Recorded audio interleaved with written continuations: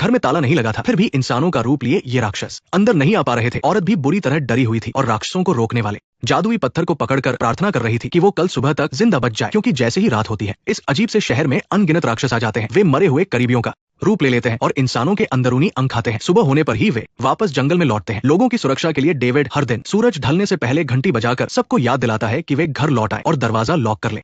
यहाँ तक कि 6 साल के बच्चे भी चुपचाप बात मानते हैं, क्योंकि घर में राक्षसों को रोकने वाला जादुई पत्थर होता है। जब तक घर का मालिक खुद दरवाजा खोलकर उन्हें अंदर नहीं बुलाता, तब तक वे अंदर आकर किसी को नहीं खा सकते। सड़क को पूरी तरह खाली देखकर डेविड चैन की सांस लेता है और पुलिस स्टेशन लौट आता है। दीवार पर लगा बोर्ड बताता है कि उन्होंने एक और दिन सुरक्षित निकाल लिया है। वैसे तो जिंदा रहने का नियम बहुत आसान है, बस खुद कोई बेवकूफी मत करो। राक्षस कितने भी खूंखार हो, तुम्हारा कुछ नहीं बिगाड़ सकते। लेकिन कुछ लोग इसे सीरियसली नहीं लेते। इसी वजह से इतने दिनों की शांति टूटने वाली है, क्योंकि एक आदमी शराब पीकर बुरी तरह धुत था। रात हो चुकी थी, इसलिए मजबूर होकर बार के मालिक को दरवाजे खिड़कियां लॉक करनी पड़ी और उसने उस आदमी को वही सुला लिया। लेकिन उसकी इसी हरकत ने 2 लोगों की जान ले ली। शराबी की पत्नी और बेटी इस वक्त भी दरवाजे पर उसका इंतजार कर रही थी। अंधेरा हो चुका था और पति अभी तक घर नहीं लौटा था। पत्नी ने मजबूरी में दरवाजा लॉक कर दिया, ये सोचकर कि कल सुबह उसे ढूंढेगी। लेकिन तभी जब शराबी की बेटी सोने जा रही थी तो उसे खिड़की के बाहर से अपनी मरी हुई दादी की आवाज आई। उसने उत्सुकता से पर्दा हटाया और देखा कि सच में उसकी दादी बाहर खड़ी है। अगले दिन सुबह जब शराबी का नशा उतरा और वो अपने घर पहुंचा तो उसने देखा कि सारे पड़ोसी वहां जमा है। उसे कुछ समझ नहीं आ रहा था और उसने जैसे ही पूछना चाहा कि क्या हुआ, तभी डेविड ने आकर उसे एक जोरदार थप्पड़ जड़ दिया। डेविड उस पर इतना गुस्से में था कि वो उसे कच्चा चबा जाए। उसने कई बार चेतावनी दी थी कि जिन घरों में बच्चे हैं उन्हें खिड़कियों को कीलों से ठोक देना चाहिए, क्योंकि बच्चे नासंभ होते हैं और वे आसानी से